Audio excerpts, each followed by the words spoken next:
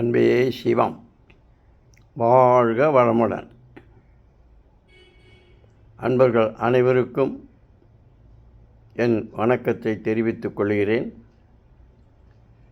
நாம் ஆரோக்கியத்தை பற்றி தொடர்ந்து பேசி வருகிறோம். அதில் முக்கியமாக இன்று விட்டமின் சி என்பதை பற்றி பேசப்போகிறோம். அரிது அரிது மானிடராய் பிறத்தல் அரிது என்று பழமொழி கூறுகிறது. என்ன அர்த்தம்? பிறப்பு எடுப்பது அவ்வளவு சிரமம். எல்லா பிறப்புகளிலேயும் நம்ம மானிட பிறவி அவ்வளவு உயர்ந்தது. புண்ணியம் செய்தவர்கள் நாம் எல்லோரும். இறைவன் நாம் இந்த வாழ்வை இந்த மண்ணுலகில் பூரணமாக அனுபவித்து ரசிக்க என்பதற்காக எல்லா வகை சத்துக்கள் அடங்கிய தாவரங்களையும் நம்மை சுற்றி படைத்திருக்கிறார். பல பேருக்கு இது முழுமையாக தெரியவில்லை. இருந்தாலும் வாழ்க்கை நடந்து கொண்டே இருக்கிறது. நாம் பள்ளியிலே படிக்கும்போது உடம்பை வளர்ப்பதற்காக, ஆரோக்கியம் நிலைத்து நிற்பதற்காக மாவுச்சத்து கார்போஹைட்ரேட்ஸுன்னுவாங்க, புரதச்சத்து புரோட்டீன்வாங்க, நார்ச்சத்து ஃபைபர் என்பார்கள். அதே மாதிரியாக அமிலச்சத்து, காரச்சத்து என்றெல்லாம் படித்திருப்போம்.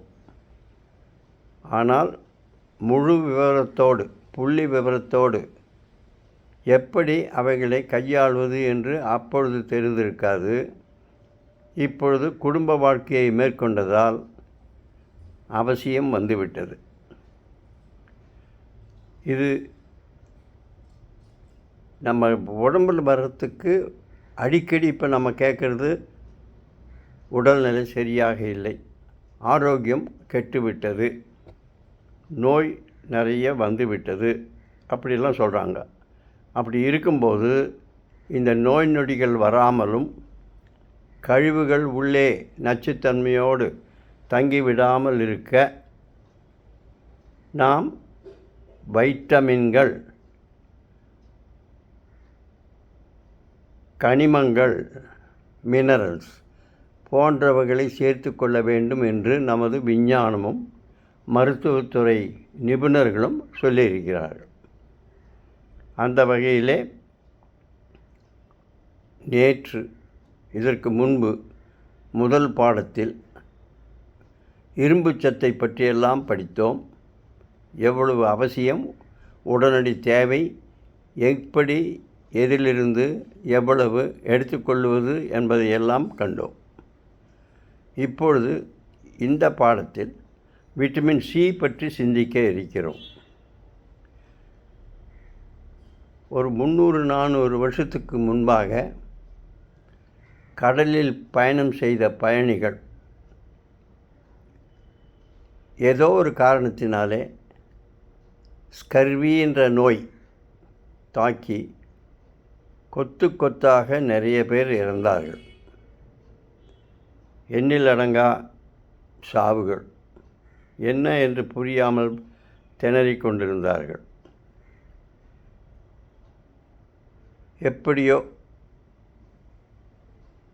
ஒவ்வொரு நாளும் உணவு அருந்தும்போது ஆரஞ்சு பழம், எலுமிச்சம்பழம் இவைகளுடைய சாறுகளை அவர்கள் சாப்பிட்டதினால் இந்த ஸ்கர்வி என்ற நோய் குறைவதையும் கண்டார்கள். மனிதர்கள் இறப்பதையும் குறைந்து விட்டதையும் கண்டார்கள். அதனால் அதற்கு மேலே இதையே ஆராய்ந்து பழரசங்கள் சாப்பிட்டதால் இந்த நோய்கள் தப்பிக்கலாம் என்று தெரிஞ்ச பின்பு அதற்கு தீவிர ஆய்வு செய்து விட்டமின் சி என்ற பெயரிட்டார்கள். சிட்ரஸ் ஃப்ரூட்ஸ், புளிப்பு வகை பழங்கள், அவைகளிலிருந்து நிறைய விட்டமின் சி அந்த ஜூஸிலிருந்து நிறைய வருகிறது என்று தெரிந்து கொண்ட பின் அதை உலகம் முழுவதும் பரப்பி இந்த நோயிலிருந்து தப்பிப்பதற்காக மருந்தாக எடுத்துக்கொள்ள ஆரம்பித்தார்கள். உடம்பில் எல்லா நோய்களையும் தடுப்பதற்கும் நோய் எதிர்ப்பு சக்தியை அதிகரிப்பதற்கும் மிக மிக தேவையானதாக இந்த விட்டமின் சி அமைந்துவிட்டது. இதை நாம் விவரமாக மேலும் தொடர்ந்து கண்டு நமது வாழ்க்கை எப்பொழுதுமே இனிமையாக அமைந்து நாம் நோய்களை தவிர்த்து கொண்டாட்டமாக கொண்டாட இது பற்றி தீவிரமாக யோசிக்க வேண்டியது அவசியம். நமது உடம்பை எடுத்துக்கொண்டால்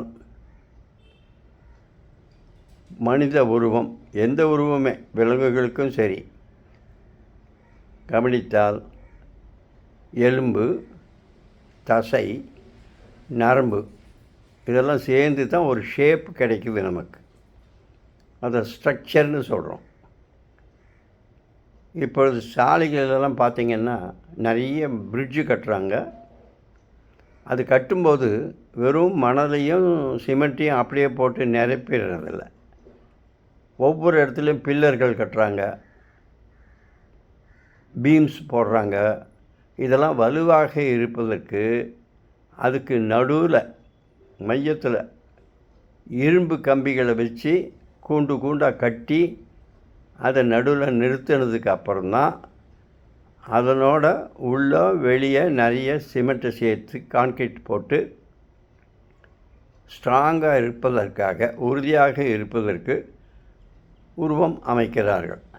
அதே மாதிரியாக நமது உடம்பும் எப்பொழுதும் நல்ல கட்டமைப்போடும் ஆரோக்கியத்தோடும் நோய்களில் சிக்காமல் இருப்பதற்கும் நமது உடம்புக்குள்ளே விட்டமின் சி என்ற தாது மிக மிக முக்கியமான ஒன்றை ஏற்படுத்துகிறது. அதற்கு பெயர் கொலாஜன். கொலாஜன் இது ஒரு புரதம். அந்த இரும்பு கம்பி மையத்தில் பாலத்தில் உதவுகிற மாதிரி நம்ம உடம்பை ஒரு ஷேப்பில் ஸ்ட்ராங்காக வைக்கிறதுக்காக இது மிக மிக அவசியம்.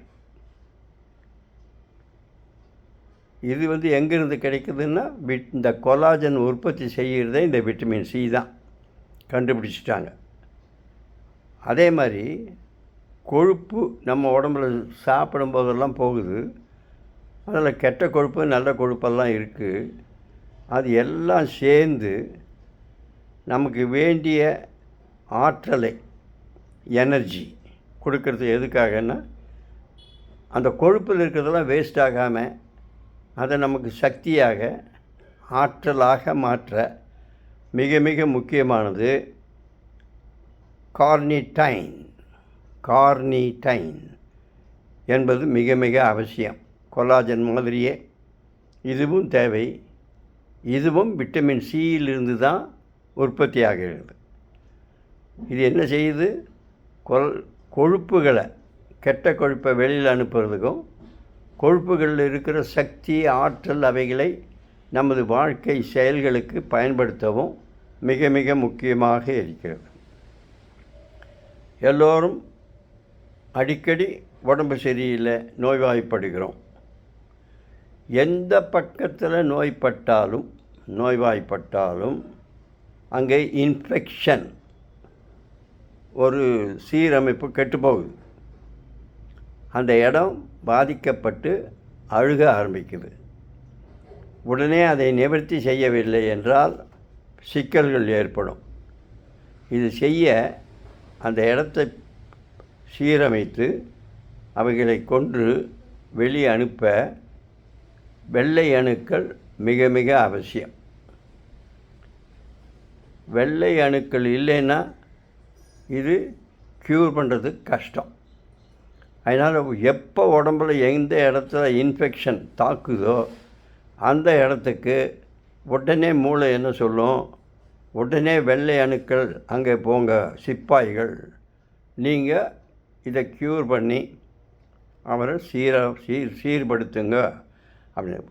அந்த உடனுக்குடன் வெள்ளை அணுக்களை அனுப்புவது, கொண்டு செல்வது இந்த விட்டமின் சி தான். எவ்வளோ முக்கியம் பாருங்கள்.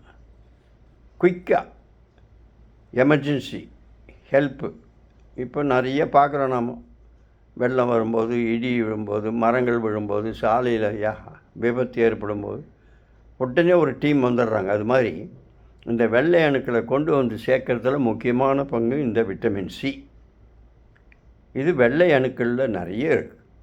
ரத்தத்தில் இருக்கிறத விட இந்த வெள்ளை அணுக்களில் விட்டமின் சி நிறைய இருக்குது. ஏன்னா எப்பொழுது வேண்டுமானாலும் எந்த ஆபத்து வேண்டுமானாலும் வரலாம், தயார் நிலையில் இருக்குது. உடம்பு முழுவதும், நம்ம உடம்பு முழுவதும் இருக்கிறது நரம்பு, சிறு சிறு இரத்த குழாய்கள். எந்த மூலையில் என்ன ஏற்பட்டாலும் உடனடியாக தகவல் மூளைக்கு வந்துவிடும். தகவல் பரிமாற்றம் டக்குன்னு இன்ஸ்டன்டேனியஸ், அவ்வளோ ஃபாஸ்ட்டாக போகுது. எப்படி முடியுதுன்னா, அங்கங்கே இருக்கிற நரம்பு, அந்தந்த செக்ஷன் நரம்புகள் அடுத்த நரம்பு செக்ஷனுக்கு சொல்லி, அடுத்த நரம்பு செக்ஷனுக்கு சொல்லி மூளைக்கு தகவல் வருகிறது. இந்த தகவல் கொண்டு வந்து சேர்ப்பதற்கு நியூரோ டிரான்ஸ்மிட்டர்ஸ், இங்கிருந்து அங்கே அந்த செய்தியை, கம்யூனிகேஷனை சேர்க்கறது குயிக்காக. அந்த கம்யூனிகேஷன் இல்லைன்னா உடம்புல என்ன நடக்குதுன்னு தெரியவே தெரியாது. பலவித நோய்கள் உண்டாகிறதுக்கு காரணமாகும். இதற்கும் மிக மிக முக்கியமானது இந்த டிரான்ஸ்மிட்டர்ஸை எந்த அளவுக்கு வேணுமோ அந்த அளவுக்கு வைக்கிறதுக்கு இந்த விட்டமின் சி மிக மிக தேவை. அடுத்து